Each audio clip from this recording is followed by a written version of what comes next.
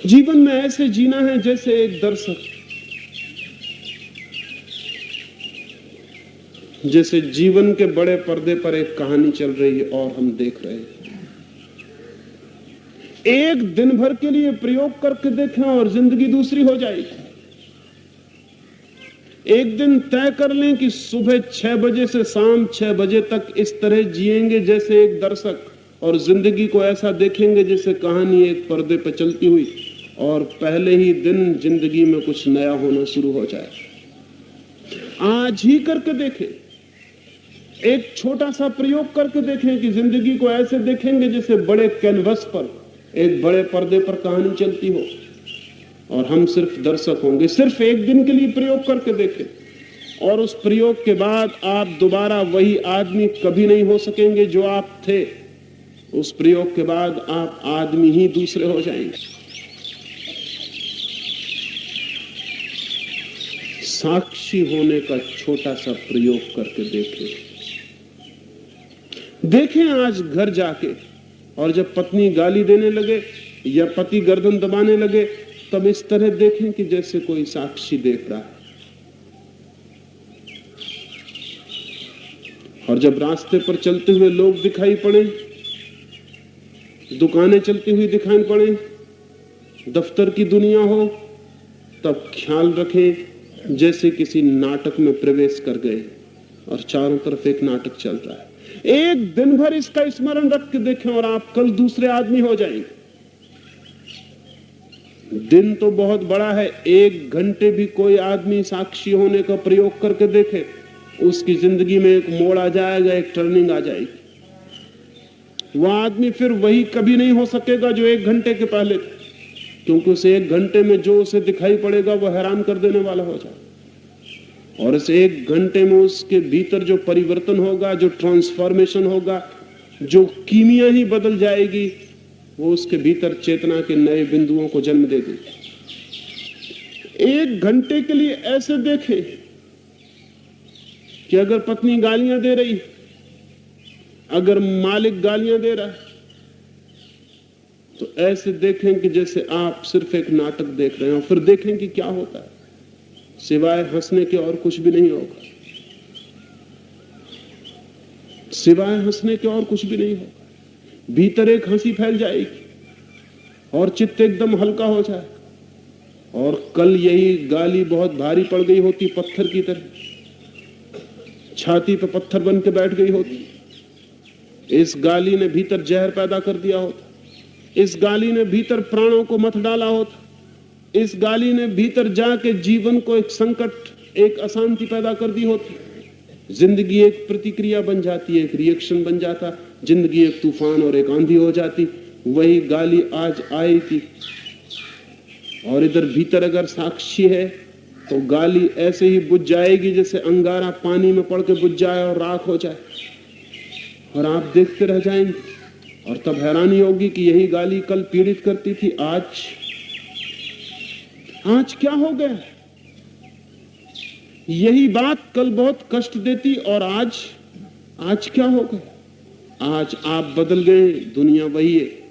दुनिया हमेशा वही है, सिर्फ आदमी बदल जाते हैं, और जब आदमी बदल जाता है तो दुनिया बदल जाती है।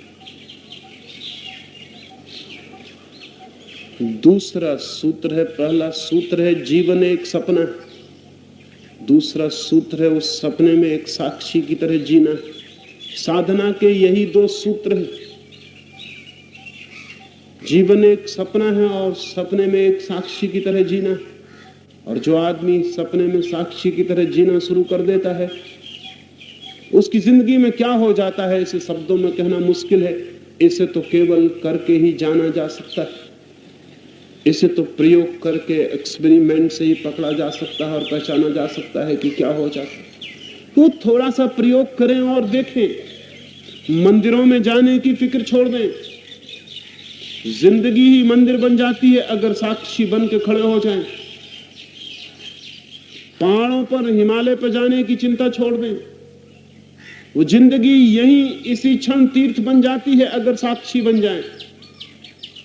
जो आदमी जहां साक्षी बन जाएगा वहीं तीर्थ शुरू हो गया। वहीं एक नई घटना शुरू हो गई। सुकरात मरने के करीब था, उसे जहर दिया जा रहा है, बाहर जहर पीसा जा रहा है, सुकरात लेटा हुआ है, उसके मित्र सब रो रहे हैं और सुकरात उनसे पूछता है कि तुम रोते क्यों हो? तो उन मित्रों ने कहा हम रोए ना तो और क्या करें, तुम मरने के करीब हो। तो सुकरात ने कहा पागलो, वो तो मैं जिस दिन जन्मा था उसी दिन रो लेना था, क्योंकि जब जन्म शुरू हुआ तभी मौत शुरू हो गई थी। अब तुम इतनी देर करके रोते हो, वो तो जब मैं जन्मा तभी मरना शुरू हो गया। जब कहानी शुरू होती तभी उसका अंत भी आ जाता। जब पर्दे पे फिल्म शुरू होती है तभी जान लेना चाहिए कि समाप्ति भी आएगी। वो दी एंड भी तो बहुत जल्दी आ जाने वाला। वो तो प्रारंभ में ही अंत छिपा हुआ है पागलो, सुकरात ने कहा। वो तो हम जन्मे थे तभी हमने समझ लिया था कि मर गए, बात वहीं खत्म हो गई थी। अब क्या रोते हो? और सुकरात ने कहा कि अगर रोना ही है तो अपने लिए रोना, मेरे लिए तुम क्यों रोते हो जब मैं ही नहीं रो रहा हूं? सुकरात ने कहा कि जाओ जल्दी से देखो वो जहर तैयार हुआ कि नहीं। सुकरात खुद उठ के बाहर गया, उस जहर पीसने वाले से कहने लगा कि समय हुआ जा रहा है, 6 बजे जहर देना है, अभी तक जहर तैयार नहीं हुआ। वो जहर पीसने वाला कहने लगा कि मैंने बहुत लोगों को जहर दिया, तुम जैसा पागल आदमी नहीं देखा। हम चाहते हैं कि थोड़ी देर लगा दें, तुम थोड़ी देर और जिंदा रह लो, थोड़ी देर और श्वासें ले लो, इतनी जल्दी क्या है मरने की? सुकरात कहने लगा जल्दी कुछ भी नहीं, लेकिन जिंदगी बहुत देख चुके, मौत को भी देख लेने का इरादा है। जिंदगी का सपना बहुत देख चुके, अब ये नई कहानी मौत की भी देख लेना चाहते। इसलिए बड़ी उत्सुकता है कि जल्दी अब ये फिल्म खत्म हो और नई फिल्म शुरू हो, नया नाटक शुरू हो। इसलिए हम जल्दी पूछते हैं कि जल्दी करो। सुकरात को जहर दे दिया गया।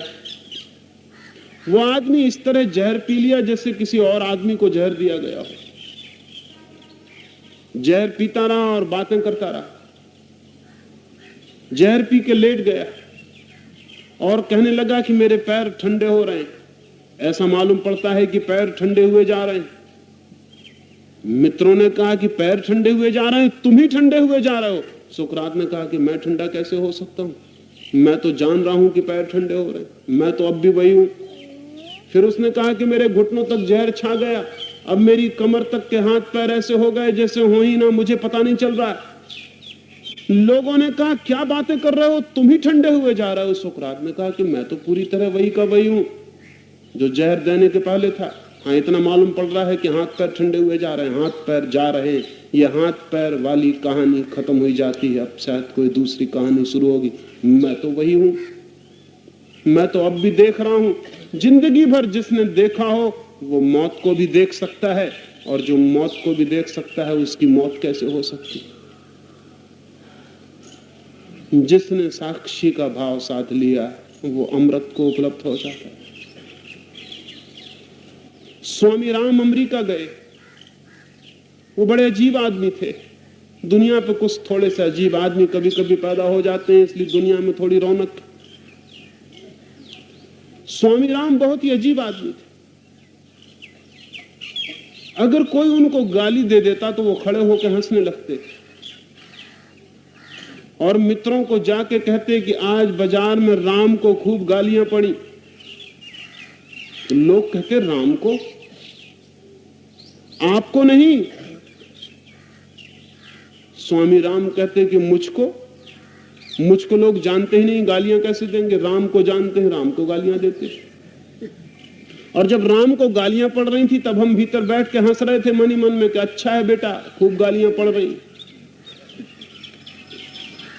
एक गांव में राम गया था, स्वामी राम कहते एक गांव में राम गया था, गिर पड़ा एक गड्ढे में। हम खूब हंसे, हमने कहा कि अच्छे गिरे, अरे बिना देख के चलोगे गिरोगे ही। लोग कहते कि आप किसके बाबत बातें करते हैं? तो वो कहते इस राम के बाबत बातें करता हूं। और आप कौन हैं? तो वो कहते मैं तो सिर्फ देखने वाला हूं, ये राम पे कहानी चल रही, हम देख रहे हैं। राम की जिंदगी है, हम देख रहे हैं। ये जो देखने की बात है, ये जो देखने की तरकीब है, ये जो देखने का टेक्निक है, जिंदगी के प्रति साक्षी हो जाने की ये जो कला है, ये धर्म का सारभूत रहस्य। देखें जिंदगी को एक साक्षी होकर, और तब एक नई जिंदगी की शुरुआत हो जाती है।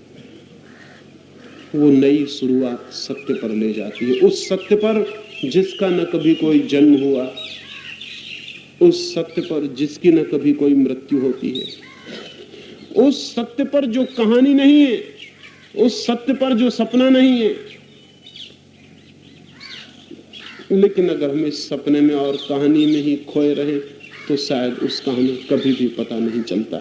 बहुत कम सौभाग्यशाली लोग हैं जो जीवन के सत्य को जान पाते। अधिक लोग जीवन के सपने में ही जीते हैं और समाप्त हो जाते हैं। सपने से जागना है ताकि सत्य उपलब्ध हो सके, और कहानी से जागना है, नाटक से जागना है, अभिनय से जागना है, ताकि वो जाना जा सके जो अभिनय नहीं है, जो नाटक नहीं है, जो कहानी नहीं। उसका नाम ही आत्मा है, उसका नाम ही परमात्मा है, चाहे कोई उसे सत्य कहे या कोई और नाम दे दे। और उसको जानते ही आदमी मुक्त हो जाता है, क्योंकि सब बंधन सपने के बंधन है। कोई बंधन सच्चा बंधन नहीं, सब बंधन सपने के बंधन, सब बंधन झूठे बंधन। एक बार ये दिखाई पड़ जाए तो पता चलता है कि मैं तो मुक्त ही था, मैं तो सदा से ही मुक्त हूं। और ये जो प्रतीति है, ये कितने अनंत आनंदों से भर देती है, ये कितने आलोक से भर देती है, उसकी कोई गणना करनी कठिन है। इमेजरेबल, उसको नापने का कोई उपाय नहीं, उसे शब्दों में कहने का भी कोई उपाय नहीं, उसको अभिव्यक्ति देने का भी कोई मार्ग नहीं। उसे तो बस जाना जा सकता है और जिया जा सकता है।